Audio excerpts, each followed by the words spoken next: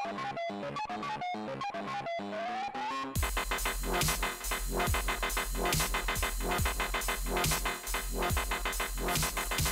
everybody, welcome to WWTF, we want the Facts of Gaming Show. I'm Mike C. And I'm Fred White. Hey, today we're going to be talking to you about something retro. What is that, Fred?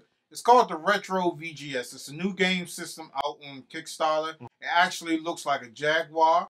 And the reason because it looks like a Jaguar, because the creator of this system, Mike Kennedy, he brought the skins for it. Okay. So, I was surfing on the internet one night and I came upon this video about this system.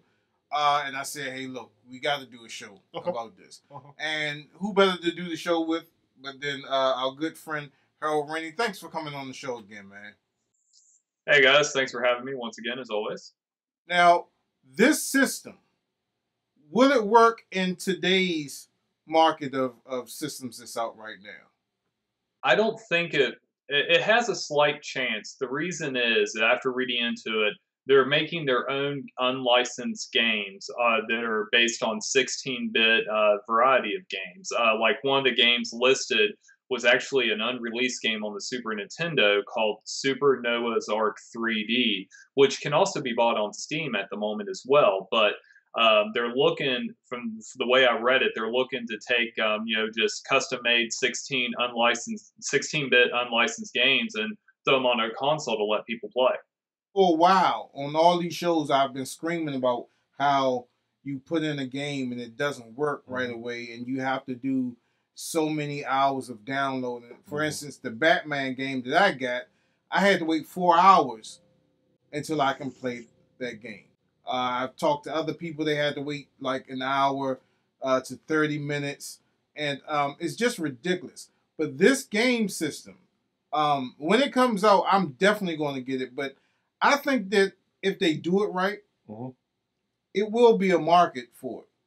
You know, in our age group, you know, because people, the 80 babies and 90 babies, they don't really remember the cartridge games systems. You know, the people that grew up on PlayStation and Dreamcast and Xbox, they don't remember the days of, you know, cartridge gaming, 16-bit gaming. And for me, I will probably play that thing all day long, man. Right. Well, it has appeal to it. Like, you know, I grew up with the 16-bit type of graphics and stuff because I first basically started off on Atari. So what was that, like 6-bit or something like that? Yeah. So basically, you know, the 16-bit, that's my alley. That's how I grew up and everything.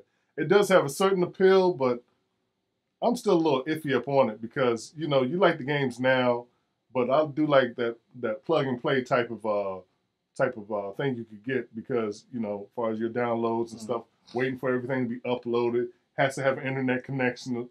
Some people don't feel like doing all that stuff. Some people don't have internet connections even in our day and time. So it just makes it easier for that crowd to get some type of entertainment like that. So hey, I'm all for it if it works. And Harold said something interesting. We were talking about it before the show, and the ports look like Atari 2600 and Sega Genesis ports. Correct. And the controller looks like a Xbox or PlayStation controller. It does. And Harold, you were saying about the analog, about the 18-bit, the 16-bit system. How would that joystick work?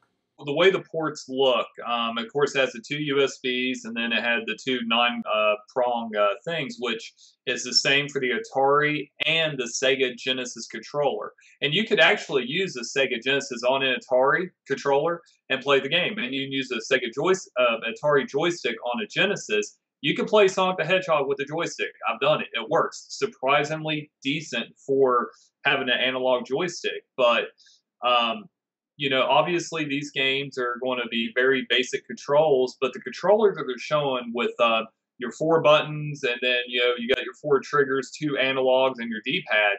For a 16-bit game, do you really need all that? No, you don't need analog joysticks on a 16-bit game. In fact, it would probably hamper you because 16-bit games were more of the digital sense than they were analog.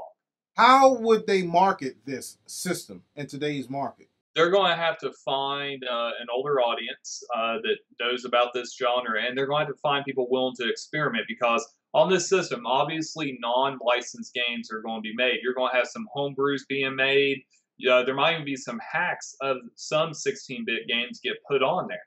So they have to find the audience that would be willing to pay for this. And people our age, I tell you right now, we're not going to pay $300 for something like this. You know, they need to put that price in a range that the older gamers are going to say, okay, we look at this, we got new cartridges coming out, new games, new titles that we've never played. How much are we going to shell out for it? Okay, you know, $100 plus you get a game with it, maybe. But for a 16-bit game, depending on the length of the game, that's another thing. We don't even know how long these games are going to take to complete.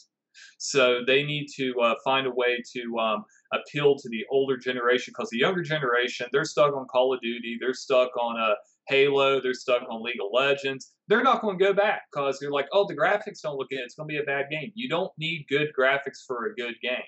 You ain't lying about that. Right. For like I said, for our age group and the people that grew up on Nintendo and Sega Genesis and, you know, games systems way before that, I think that would appeal to us more so today's generation. Today's younger people. Price point, I'm glad that you said something about that, because I was going to ask you about that. System like this, if it's under $100, it's a go. What would sweeten the pot more, since they want to go retro, is add another controller to it. Okay. So 2 controllers and a game? 2 controllers and a game. Okay, so you're looking at maybe what? You'll go probably like 150 for it? Or is that too much? They would have to have another package. 150 look, I still think it's too much, because when the original Nintendo came out back in '85, the control deck with your 2 controllers, Super Mario Brothers Duck Hunt, and the light gun, that went for $199 back in the day. Well, you convert that into today's money, that's actually a heck of a lot of money for that. So, you know, you want somebody to pay $150, which is probably still paying more than what the Nintendo was worth back in the day. No, you can't do that. They need to offer us $100 or less. They ain't gonna be able to sell a lot doing over 100. Harold, we want to thank you for coming on to the show, and congratulations on the Nightmares on Elm Street thing that you did. What was that about, Harold? As most people know, I'm a speedrunner, and I've had the Nightmare on Elm Street record I had it almost a year, until my rival, Rayquaza911 on Twitch, by the way, he bought an NES instead of emulation and practice, and he found out how much easier the controls are on an actual Nintendo versus doing emulation. He came in and I broke the 18-minute mark finally with the 1757. Within a week, he cracked me by 2 seconds. And then 2 days later, when I finally had time, I sat there and grinded for a couple of hours and smashed it to a 1748, which can still be beat if he wants to, but I'll let him do that before I take the game over. All right. Okay. Again, congratulations, Harold, on that. Thank you. And we're going to wrap it up for this show. Okay. But join us again next episode, and we'll see you next time on WWTF. You want the facts? Game Show. See you guys next time.